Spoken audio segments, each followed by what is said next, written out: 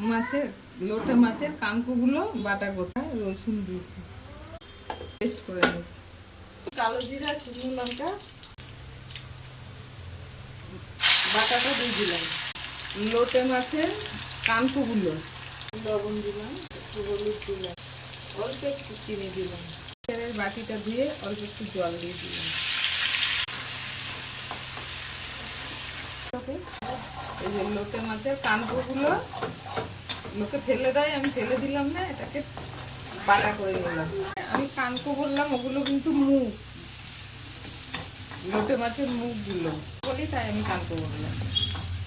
এটা হয়ে গেছে, এবার নামিয়ে দিলাম।